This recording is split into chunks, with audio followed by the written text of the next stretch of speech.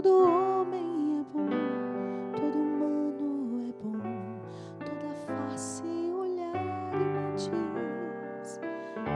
Sim, todo homem é bom, sendo ele o que for, forte, fraco, tristonho ou feliz.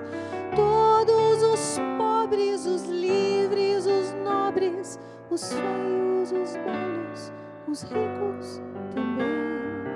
Todos os desesperados e os esperançosos, os nécios, os sábios ou não. Todos por certo são bons, como é bom nosso Pai, que criou cada jeito de ser.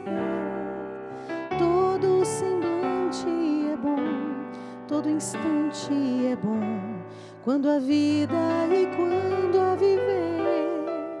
Todo âmago é bom, toda essência tem dom de amar, ser reflexo de Deus, mesmo que o mal ronde perto e nos faça um deserto, esse bem ficará.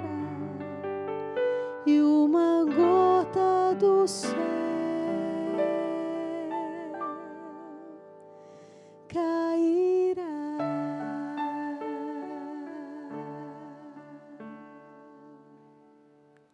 Bem-vindo a mais um programa Psicologia e Arte na Rede Evangelizar de Comunicação. Eu, Adriana Poteski, com Ziza Fernandes, a nossa maestra Janaíne, queremos agora convidar você para um bom bate-papo. Estamos entrando na sua casa com muita informação, com cultura, com arte, com música, com muita beleza para você. Você já ouviu falar em economia de comunhão? Ziza, já ouviu falar em economia de comunhão? Como é, nesse mundo tão competitivo, não perder a humanidade? Como é, nesse mundo tão competitivo, não deixar de ser bom, como diz a letra da música? Ser humano e se tornar um pouco mais humano, como é humanizar aquilo que a gente já faz. Hoje nós vamos conhecer um pouquinho da vida do John Adams, um homem admirável que fez de tudo, que deu a sua vida na fundação dos Estados Unidos. Você vai saber quem é ele e a Abigail, a sua esposa, exemplo de mulher. Vamos conhecer também Jean Vanier, um dos fundadores da comunidade chamada a Arca, com uma história sensacional. Fica bem atento que você vai gostar bastante do que você vai ver. Eu tenho percebido uma cisão muito grande nesse nosso mundo, onde de um lado estão as coisas do negócio, o mundo competitivo, do outro, a coisa mais humana. E eu percebo, vocês que são da Rede Evangelizar de Comunicação, pessoas da própria igreja que dizem, essas coisas são do mundo, essas coisas são de Deus. Será mesmo que tem que ser tão contraditório? Mas surge uma nova esperança, essa história de economia de comunhão, que já está em todos os continentes. E essa economia de comunhão vai falar de coisas como cultura do dar. Vai falar coisas como comunhão, gratuidade e reciprocidade no mundo dos negócios. O que isso tem a ver comigo? Se você é dona de casa, será que você, mesmo enquanto mãe, pode marcar a história nesse mundo e fazer parte dessa tal de comunhão? Você que é empregada doméstica, pode fazer parte deste contexto e tentar fazer com que esse mundo seja diferente, onde haja unidade entre todas essas coisas que estamos falando? Será que isso é loucura? Não, não é. É possível. E hoje a gente tem um convidado de honra para conversar conosco, nosso querido Armando. Seja bem-vindo, Armando. Obrigado. É uma alegria imensa estar com vocês e poder contribuir de alguma maneira, não é? Contribuindo com a minha própria experiência, colocando em comum, fazendo comunhão da minha própria experiência, como o próprio nome diz, economia de comunhão. Eu sou um dos 700 empresários, como dizia a Adriana, que faz essa experiência por esse mundo afora. É um que faz muita diferença. Mas espera aí, gente, que eles têm muita... Eles são amigos, não sei se você sabe, que eles já se conhecem. Eles fazem aqui um charme, mas eles já se conhecem. A gente vai conversar um pouquinho mais, mas é bem importante que a gente pesque essa palavra sábia. Eu sou um no meio de tantos.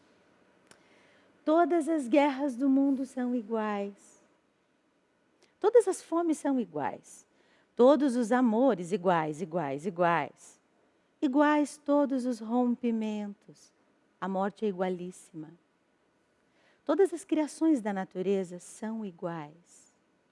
Todas as ações, cruéis, piedosas ou indiferentes, são iguais. Contudo, o homem não é igual a nenhum outro homem, bicho ou coisa.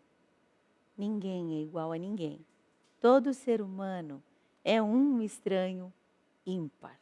Nosso querido Carlos Drummond de Andrade, para nos ensinar que faz muita diferença ser um entre os 700 e tanto. Mas espera aí que a gente já volta.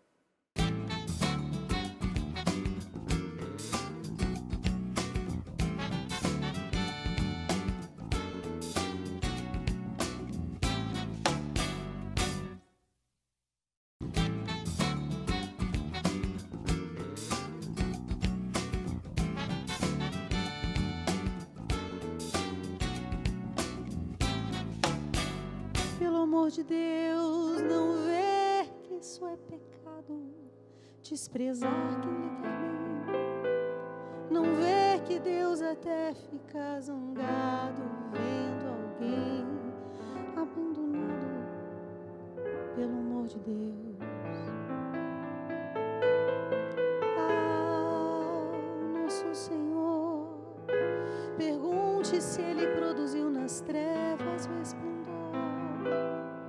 Se tudo foi criado, o macho, a fêmea, o bicho, a flor, criado para adorar o Criador.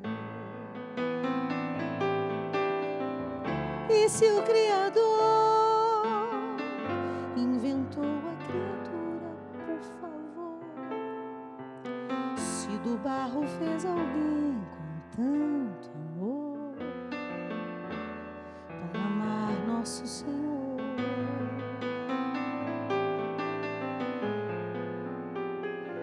E não, nosso Senhor não há de ter lançado em movimento terra e céu, estrelas percorrendo o firmamento em carrossel, para circular em torno ao Criador. Ou será que o Deus que criou nosso desejo é tão cruel? Mostra os vales onde jorra o leite e o mel, e esses vales são de Deus.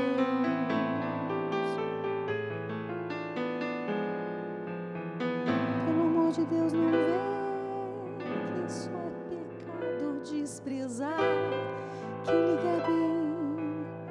Não vê que Deus até fica zangado vendo alguém abandonado. Pelo amor de Deus.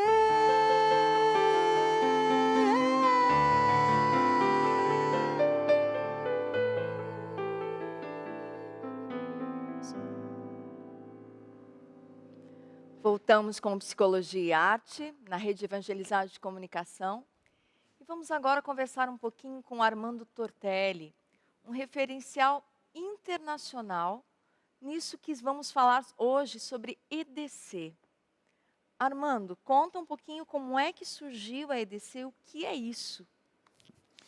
A EDC é uma sigla de onde nasce, vinda da economia de comunhão. Quanto referencial internacional, eu sou um dos 700. Todos somos referenciais. Porque nessas experiências que a gente faz na economia de comunhão, por ter vindo a economia de comunhão de uma espiritualidade muito forte, que nasceu na igreja, no movimento dos focolares, nós nascemos e crescemos a partir da troca de experiências, a partir da comunhão. A sua pergunta é em relação como surgiu. Muito bem. A economia de comunhão surgiu no seio do movimento dos focolares, que é um movimento da Igreja Católica, conhecido por muitos, em 1943, e desde os seus primórdios, a comunhão era uma prática entre os membros do movimento. Por ter surgido na guerra, as fundadoras ou a fundadora do movimento, uma das práticas diárias, em plenos bombardeios, elas iam nas ruas e buscavam os pobres, os necessitados, porque não tinha comida e nem o mínimo de bem-estar para as pessoas. Elas traziam para as próprias casas para exercer este aspecto do amor evangélico, que é a comunhão, o dar, a partilha. Então, essa característica não é usada só nas empresas. Daí nasce e, portanto, quem está nos assistindo pode viver isso também em sua casa, por O que é exemplo? importante lembrar sempre que a economia da comunhão é uma expressão da vivência do amor na atividade econômica. Mas é necessário ter o amor primeiro dentro para doar, não é verdade? Aham. E assim, nós fomos educados dentro desta espiritualidade, de uma das tantas espiritualidades dessa nossa querida igreja, que o amor se expressa também na doação, não é? Então, é uma cultura dos membros deste nosso movimento a realidade da comunhão de bens. E a nossa fundadora nos dizia sempre que a medida da comunhão não é doar o supérfluo, mas a medida deve ser a necessidade do outro. Não é verdade? Esta é a base, a meu ver, de onde nasceu a economia de comunhão. Porque os pobres necessitados sempre estiveram ao nosso lado, sempre existiram, como estão em qualquer lugar, não é?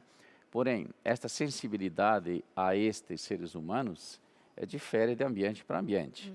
E o necessitado, no seio do movimento dos focolares, sempre foi visto como uma pessoa tão importante quanto outra, porque, às vezes até mais, nos dá a oportunidade de amar o outro. Né?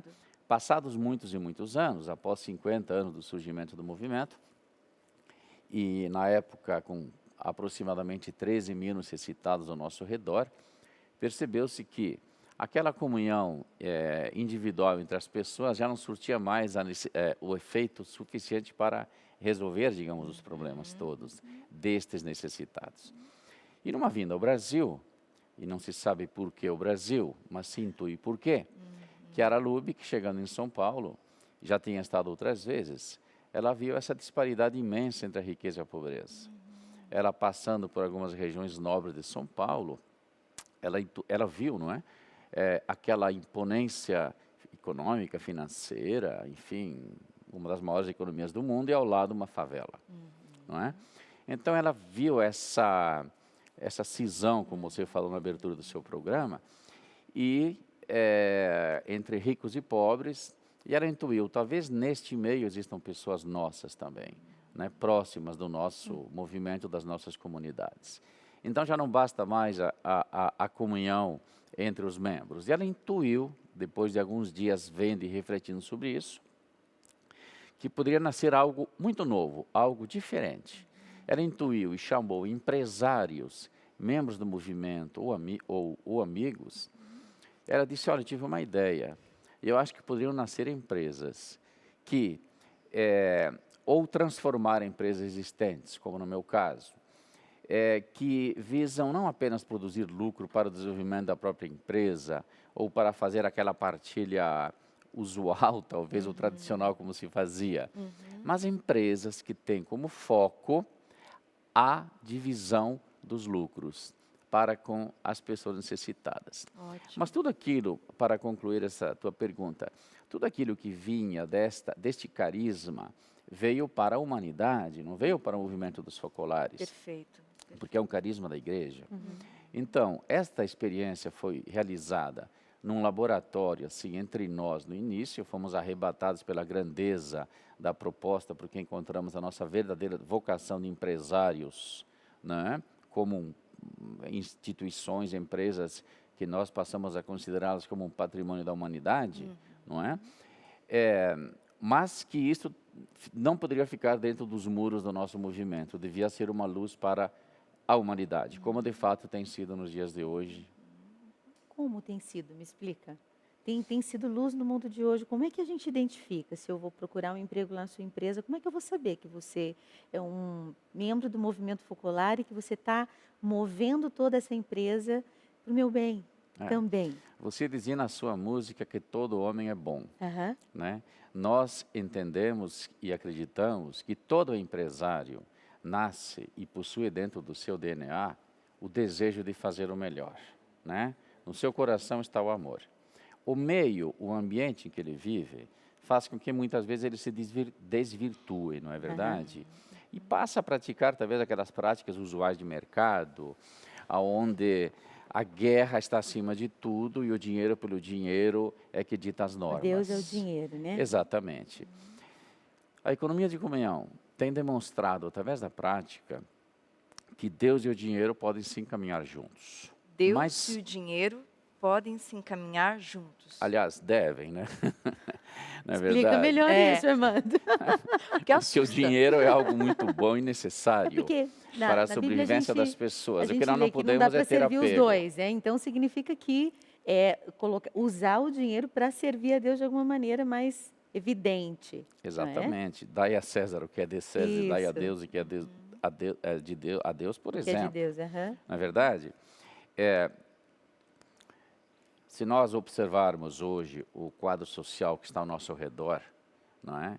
Aqui em Curitiba, Brasil, mundo, a gente vê que realmente tem uma muito má administração do dinheiro, dos recursos, porque se tivéssemos uma boa administração com essa visão, digamos, social do amor ao próximo, nós não teríamos tantos famintos, gente sem casa, e existem muitos tipos de pobreza, mas essa pobreza material que vem provavelmente de uma pobreza de espírito daqueles que detêm o dinheiro. Portanto, por que eu digo Deus e o dinheiro podem caminhar juntos ou devem caminhar juntos? Porque muitas vezes nós, empresários, até cristãos, ou empresários com fortes valores éticos e morais dentro, ainda se ouve por aí, puxa vida, ok, eu acredito em Deus, eu tenho uma convicção, porém no mundo dos negócios é diferente. Não é verdade? No mundo dos negócios as coisas não caminham assim. Não. Nós acreditamos piamente na economia da comunhão, por exemplo, no dai e você será dado. Na medida em que eu faço uma experiência de doação, eu a faço por amor ao outro, mas também porque eu acredito naquilo que nós chamamos de providência. É uma promessa evangélica, então estaríamos negando o evangelho, não é verdade? Então, não somos absolutamente contra o lucro, nossas empresas têm por objetivo ter e buscar o lucro, naturalmente como outra empresa. Tem uma divisão precisa desse lucro, né, na economia de comunhão, não é isso? Tem uma indicação Aham. para isto. Nós não gostamos de falar, por exemplo, uma indicação precisa, porque dá a impressão que existem regras pré-estabelecidas Sim. e que alguém vai lá na tua empresa e vai verificar se você fez Vai tudo fazer as certinho. contas se você está sendo Quanto bem por bom do cento? jeito que devia ser. Entendi. E Chiara Lube, quando lançou a Economia de Comunhão, ela usou uma outra palavrinha muito legal. Economia de comunhão na liberdade. Tá. Onde você tem uma empresa, procura ter a melhor governança possível, Sim. procura seguir todas as regras de mercado para ser um bom empresário, mas a transparência, a ética e os princípios morais devem ser preservados, Ok. gerando lucro, e buscamos sim gerar o lucro sempre. Este lucro, depois o empresário pode fazer a sua opção. Ele pode ter esse lucro para ter uma vida egocêntrica, digamos assim, pensando unicamente nele, ou pode fazer a divisão. Os empresários de economia de comunhão, movidos por este amor, querendo construir uma nova comunhão, ele também é levado a fazer a partilha. Chiara disse que nós devemos, na economia de comunhão, sempre pensar em dividir o lucro em 3 partes. Sim. Né? 3 partes. Uma parte para os necessitados, uma parte para as estruturas que são necessárias para a manutenção dessa nova cultura, E a porque é propagação necessário, também, né? e a propagação, o anúncio, e uma outra parte para o desenvolvimento da própria empresa. Mas a pergunta que o ouvinte deverá estar se fazendo, ou talvez você, seria essa, porque normalmente a gente ouve isso, não é? Mas a minha empresa não dá lucro. Ou eu vivo num país em que a taxa tributária mata quase toda a minha rentabilidade. estou numa profunda crise, né?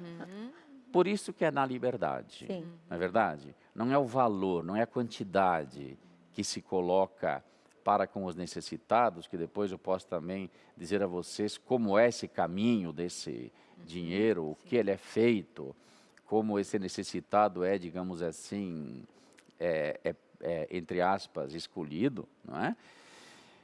Mas o que vale é a experiência que se Experiência faz. pessoal. Pessoal. Experiência E quando a gente vai falar desse tema nas universidades, enfim, em tantos ambientes que somos chamados, né, a falar, através da Associação Nacional de Economia de Comunhão, que é o caminho para que todos possam, inclusive, saber o que é economia de comunhão, chama-se AMPECOM, tua. Ok. Associação Nacional de Economia de Comunhão.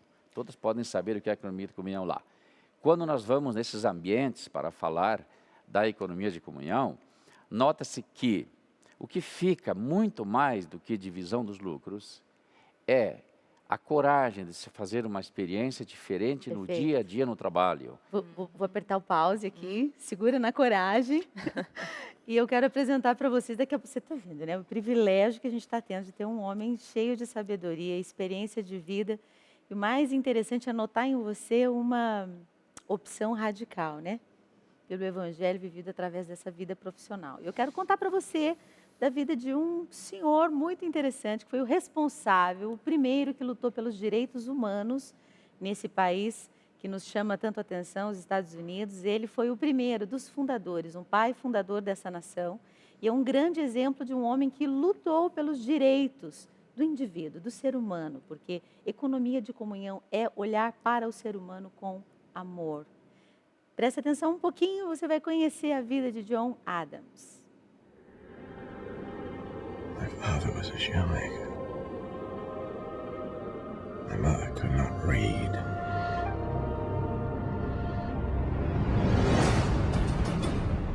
We New England men are not fit for the times. What have we seen of the world beyond Boston? What have we seen? I fear we know not what we do. I sometimes think we may be heading toward complete and irrevocable independence.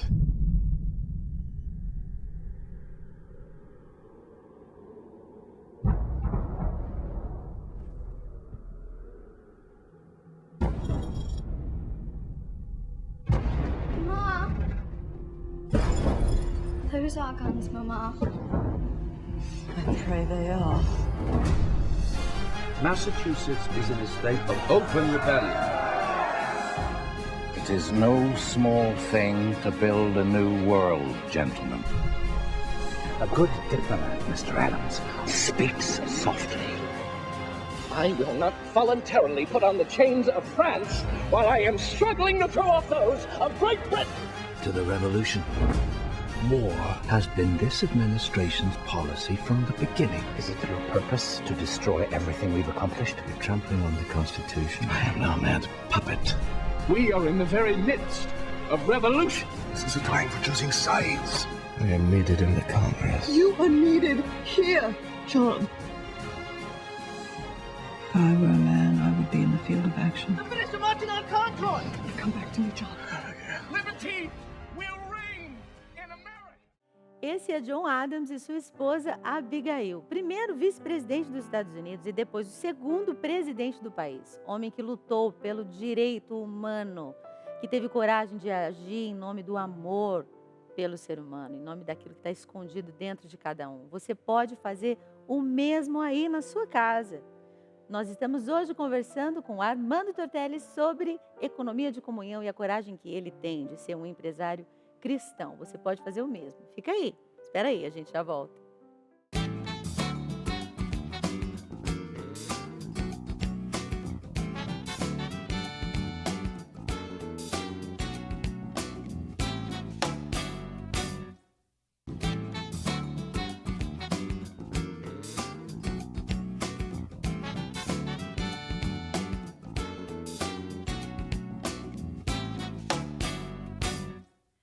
Voltamos ao Psicologia e Arte, entrevistando hoje Armando Tortelli. E eu queria contar um pouquinho para vocês sobre Richard Curtis, uma pessoa muito famosa no mundo do cinema, roteirista, produtor, diretor. Dirigiu Julia Roberts, roteirista do Mr. Bean. E ele tem uma arte, um dom, que é fazer rir. Ele foi tremendamente tocado quando foi visitar a África, especificamente Etiópia, onde ele via aquela morte, aquela pobreza, e ele disse: eu preciso me empenhar ferrenhamente para fazer o bem por essas pessoas. E o que eu sei fazer? Rir. Então ele mobilizou toda a Inglaterra para fazer o Dia do Nariz Vermelho, onde grandes empresas compravam o bendito nariz vermelho e aquele dinheiro era somado para enviar para a África. Outros programas de comédia, enfim, todo esse dom era revertido para inúmeros projetos, milhares de projetos no Reino Unido e na África. O curioso é que, se eu pegar o começo dessa história, começou com a mãe de Richard. Quando ele era pequeno, em Biafra, eles moravam nas Filipinas, houve uma grande fome em Biafra. E essa mãe, tão sábia, resolveu cancelar o Natal. Eles tinham condições financeiras, mas naquele Natal não tinha presentes, nem ceia. Nesse Natal eles comeram feijão, torradas e ovos. Então essa mulher, simples dona de casa, fez diferença. Não ficou apenas sentada em sua sala assistindo os acontecimentos do mundo, mas tomou uma atitude. Entendeu o que eu quis dizer no começo do programa? Que você, mesmo sendo uma dona de casa, pode fazer diferença nesse mundo? E é assim, Armando. A EDC doa lucros ou eu posso doar só dons, se eu só tiver os dons? Como é isso? Certamente assim. A EDC é um estilo de vida e que nasce da convicção de que nós temos quanto a essa questão da partilha. Essa partilha que se expressa através de ver o outro como centro da atividade, por exemplo, econômica. No mundo da empresarial, na economia de comunhão, nós vemos o homem no centro da atividade econômica, não o lucro. Precisamos sim do lucro, mas para um objetivo específico, que é o homem, não é? Então, eu vou te contar aqui uma historinha muito rápida. Ótimo. Por exemplo, de uma senhora, um grupo de senhoras, que nós temos em São Paulo, por exemplo, em Recife, polos empresariais, onde acomodam empresas de economia de comunhão. E esta também foi uma indicação de Chiara Lubick, para que pudéssemos testemunhar a economia de comunhão de uma maneira também diferente. Criamos dois polos empresariais, onde lá estão empresas de economia de comunhão. Esses polos foram criados, por exemplo, através de venda de ações. Criamos 2 SAs de capital fechado, vendíamos ações. E algumas donas de casa perceberam que poderiam contribuir com a economia de comunhão comprando aquelas pequenas ações, ou poucas ações. Elas se cotizaram e compraram essas ações para que pudéssemos, nesses polos, construir os galpões para que as empresas pudessem ser lá recebidas. Mas veja, atenção, elas fizeram isso porque possuem essa mesma convicção que vivendo a economia de comunhão, o que é? É a vivência do amor. Vamos encurtar dessa maneira, não é verdade? Portanto, do mesmo modo que a dona de casa procura, como você dizia, ou o trabalhador comum, vamos falar para o trabalhador chão de fábrica. Eu tive trabalhadores nesses anos todos que construíam de fato essa realidade da economia de comunhão, fazendo bem o seu trabalho e procurando construir raios de relacionamento ao seu redor. Assim a dona de casa na sua casa, imagino eu. Conta pra gente como é a sua empresa, o que é que você faz na sua empresa, do que é a sua empresa. E me diz se você marcou a vida dessas pessoas, se você tem ideia de onde você marcou a vida das pessoas que trabalham com você. Vou te fazer 4 perguntas e se resume numa só. Certo. Se você se arrepende de alguma coisa que você tenha feito nesse trabalho, como empresário, trabalhando com essas pessoas, e o que você pretende ainda acertar. Nossa, Vou te contar um pouco da minha experiência, que eu acho que talvez responda um pouco tudo isso. A minha experiência poderia ser de tantos outros empresários aqui, poderiam estar outros hoje. Na economia de comunhão, a escolha é do empresário. Primeiro ponto.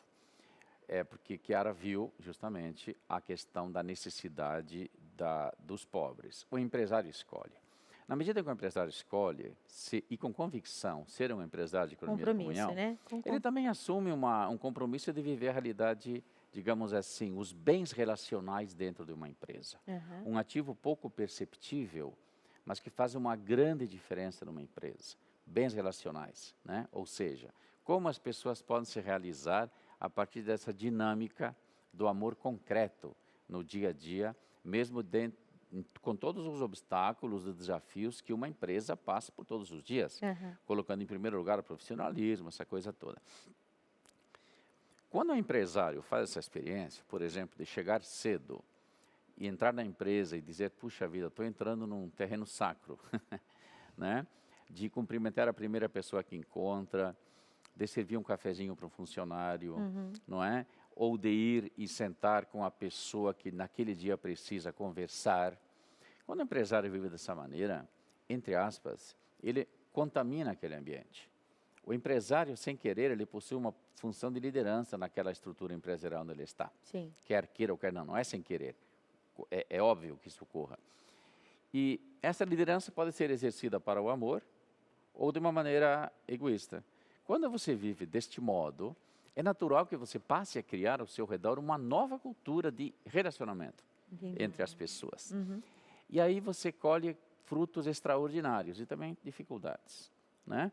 Frutos, por exemplo, é você perceber que pessoas passam, às vezes, sem uma convicção religiosa como a sua, não cristãos também, membros de outras igrejas cristãs, que também entendem da seguinte maneira, bom, peraí, eu não sou, por exemplo, da sua igreja, mas isso não é nenhum obstáculo para mim, porque a linguagem do amor eu também sei, ou sei mais do que você, Inclusive, um ateu, empresário, pode fazer parte da economia de comunhão e ser um empresário da EDC? A economia de comunhão, ela se baseia na vivência do amor na atividade econômica e não classifica quem é cristão, católico, ateu, crente, não crente. E assim você marca a vida das pessoas. E assim você marca a vida e você fala uma linguagem universal. Sim. A linguagem do amor, que todo mundo acredita, que todo mundo quer, mas que nem sempre encontra um ambiente favorável para isso. Nas empresas de economia de comunhão, nos esforçamos para criar um ambiente assim favorável. Ainda na esteira da tua pergunta, algo que nos marca sempre bastante são, por exemplo, os funcionários que saem da nossa empresa e que trabalham um determinado tempo conosco e que depois nos encontramos. Encontrei uma pessoa ontem, por acaso, na rua, que trabalhou comigo há muito tempo, que me dizia, puxa vida, como era bom trabalhar numa empresa em que éramos reconhecidos pelo que fazíamos. Que lindo. Como era bom quando encontrava alguém e me dizia, puxa, como você está sendo uma pessoa importante para nós. Aquela ação que você desenvolveu, ela foi fundamental. Você é realmente um protagonista aqui dentro, né? Quando, na verdade, talvez dentro num mundo corporativo tradicional, isso não se expresse desta maneira tão naturalmente. Eu, como estilo, eu quebro alguns paradigmas sempre. Eu me relaciono com todos. E isto é muito bom, sob muitos aspectos. E também colho algumas dificuldades com isso. Porque, às vezes, muitas pessoas podem confundir essa proximidade com algum um espaço benefício mais para intimidade. próprio. Como se fosse Mas o aí patrão bonzinho, né? O patrão bonzinho. Talvez o patrão bonzinho. Não é isso. Filantropia, essa coisa toda, né? Mas nada melhor do que a verdade dita com caridade no momento certo para corrigir tudo isso. Percebe alguma coisa que faria de novo para consertar, que errou no caminho dessa construção? Sim, eu percebo erros, mas eu procuro recomeçar. Não te diria, na medida que eu identifico os erros dentro, procuro recomeçar. Quais erros que eu cometi? Certamente muitos. Sim. Certamente muitos. mas a convicção da continuidade, do recomeçar é muito Porque maior. essa cultura do amor é uma luta diária, né? É um uma recomeçar coisa de todo todos dia, os dias. Nem sempre você sai de casa com todo aquele bom humor para chegar na empresa e, ao subir a escada, ter o terreno fértil, cumprimentar a primeira Sagrado, pessoa que você exato. encontra. É importante a gente saber disso. Mas você se toca Importante. disso e depois procura um momento naquele dia para encontrar a pessoa e para dizer, olha, desculpa aí, eu te encontrei e não te cumprimentei. Aconteceu um fato muito engraçado comigo, não sei se posso contar aqui, nesse campo. Teve uma ocasião que admitimos um grupo de funcionários num mesmo período. Eram 7 ou 8, pessoas simples. E nós fazíamos, na outra empresa que nós tínhamos, fazíamos um café todas as 4 horas, que é um lanche dos funcionários, e todos descíamos lá, éramos mais de 100 pessoas. E eu, quando vi aquele grupo de pessoas, sentei com elas e começamos a conversar, bater um papo, assim, muito simplesmente. Quando me perguntaram o que eu fazia na empresa, eles levaram um susto tão grande que levantaram todos. Não é verdade? Bom, dia seguinte eu desci. É normal quando as pessoas entram numa empresa, ficam normalmente juntas no mesmo grupo. Mesmo se não são amigas, mas porque foram admitidas juntas, ficam convivendo juntos. E eu, novamente, fui na mesma mesa. Sentei com eles. Né? Na verdade... Ficaram sentados. Ficaram sentados, mas acabou o assunto. Né? Isso me fez entender que deveríamos criar algo diferente para a integração das pessoas. Né? E criamos lá, então, na economia de comunhão a gente também acaba aprendendo a ser criativo no amor. Né?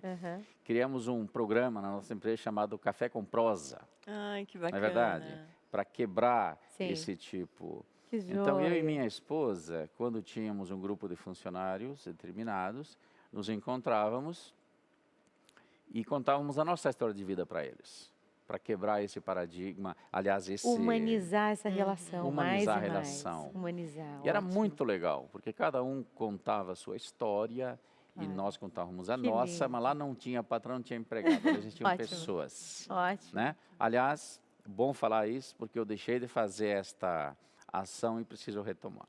É isso, recomeçar sempre quando a gente precisa e percebe que tem que melhorar. Fica bem atento e a gente volta já já.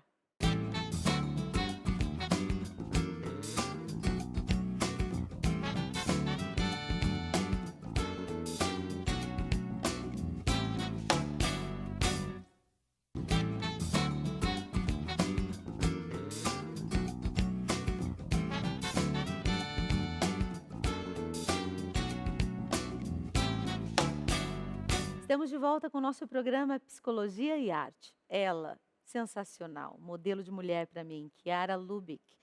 Presta atenção no que ela diz. Se tentares viver de amor, verás que nesta terra convém que faças a tua parte. A outra você nunca vai saber se virá, nem é necessário que venha. Às vezes ficarás decepcionado, porém jamais perderás a coragem. E se te convenceres de que, no amor, o que vale é amar. Se você se convencer disso, tudo vai para o seu lugar. E como o que vale é amar, eu deixo uma dica sensacional de um filme lindo, lindo, lindo. Os Intocáveis, uma experiência dessa aproximação entre um grande empresário e um homem muito simples. Uma experiência de amor, uma experiência de amizade. Presta atenção, Os Intocáveis. Je suis venu chercher mon papier par rapport aux acidiques. Comment vous vivez l'idée d'être un assisté? Ça vous gêne pas de vivre sur le dos des autres? Ça va, merci, et vous? Vous pensez que vous seriez quand même capable de travailler? Vous en avez de l'humour. J'en ai tellement que je suis prêt à vous prendre à l'essai pendant 1 mois. Je parie que vous tiendrez pas 2 semaines. C'est un truc de ouf. Non mais vous avez fini de jouer, hein? Mais en fait, vous sentez rien du tout, là. Et la jupe, elle est où, là? Non, ça c'est des bas de contention. Ça, si je les mets pas, je risque de m'évanouir. Moi, je vais pas vous mettre des bas, hein.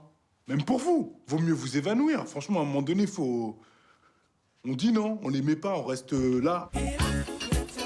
Voilà, c'est bon comme ça? Attends. Bon appétit. S'il vous plaît. Oh. C'est qui ce type? Autour de toi, tout le monde s'inquiète. Tu dois pas laisser rentrer n'importe qui chez toi. Et surtout dans ton état. Dites-moi, vous n'avez pas envie de prendre le large? Vous voulez vous barrer, c'est ça? Et on va où? Respirez un peu.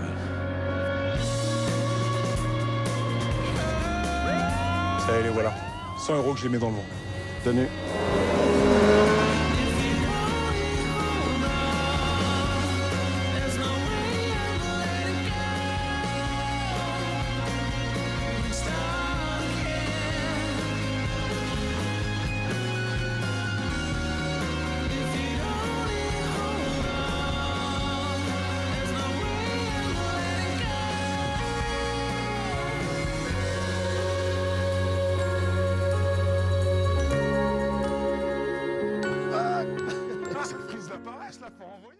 Isso sim é um extremo modelo de respeito, uma coisa maravilhosa. Esse filme é imperdível, você não pode deixar de ver.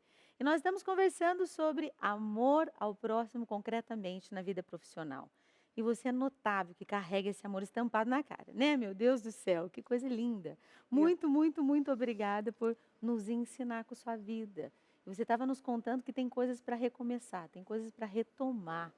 Isso é um exemplo também de um empresário que está tentando viver no amor, né? É verdade. Eu acho que cada um de nós nasce com alguns talentos, né?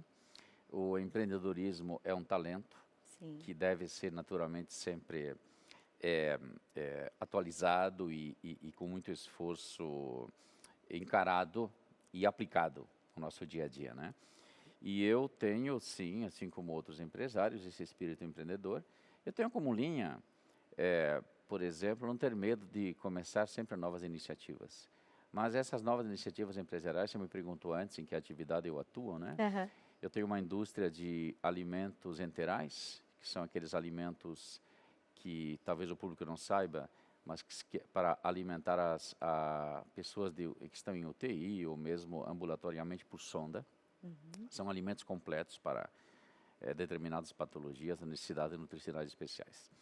Eu tenho uma distribuidora de material cirúrgico e atuo em algumas outras áreas também, em segmentos completamente diferentes. Iniciativas pequenas, porém, todas elas com esse objetivo.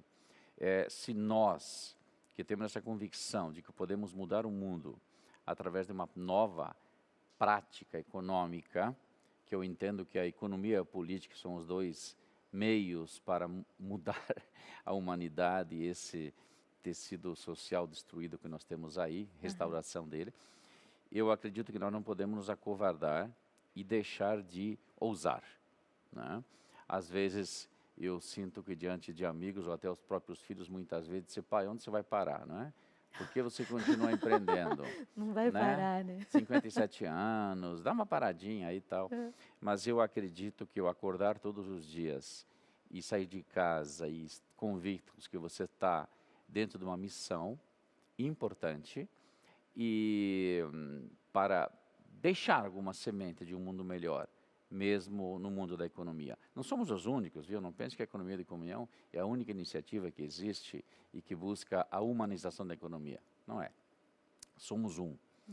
Que tem a nossa peculiaridade, que a nossa marca está na reciprocidade entre patrão, empregado, empresário, concorrente, empresário, Estado, não é? Empresário necessitado e por aí afora.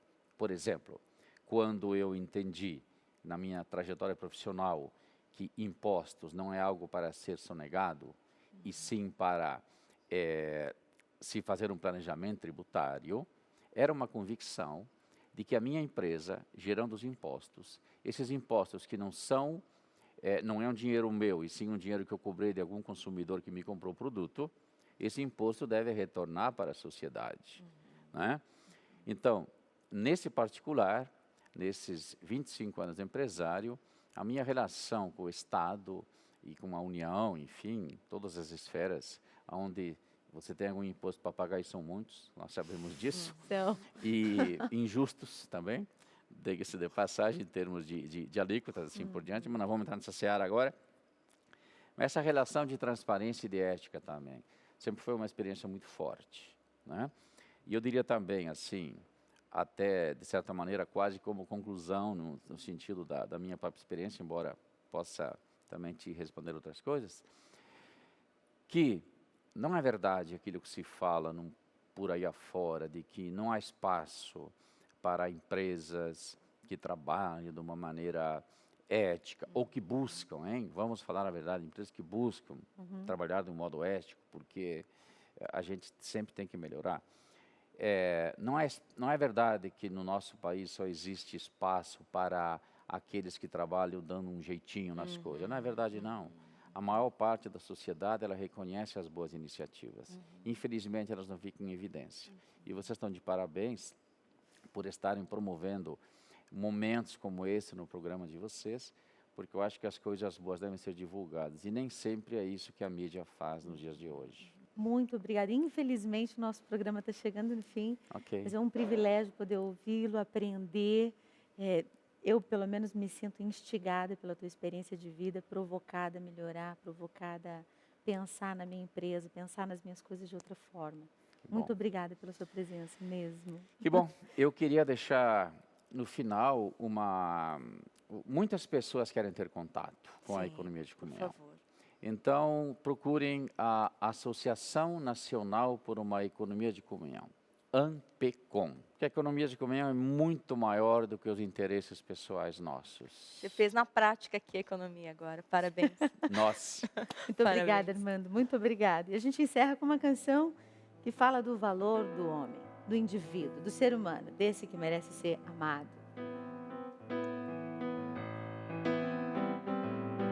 Quanto vale aquele homem com sorriso quebrado, vestido laranja, a vida encurralada dando a sua canja, enquanto levo o lixo do meu chão? Onde vai aquele homem pulando a madrugada no seu caminhão, gastando seu suor no meu sabor sagrado, enquanto aço o trigo do meu pão?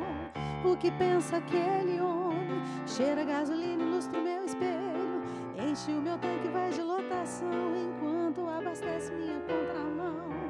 Quem vai ser aquele homem que veste o meu medo e calça minha sombra, que sempre me assusta na escuridão e ganha uma moeda como redenção? Ainda não sei não, não sei não, não sei não.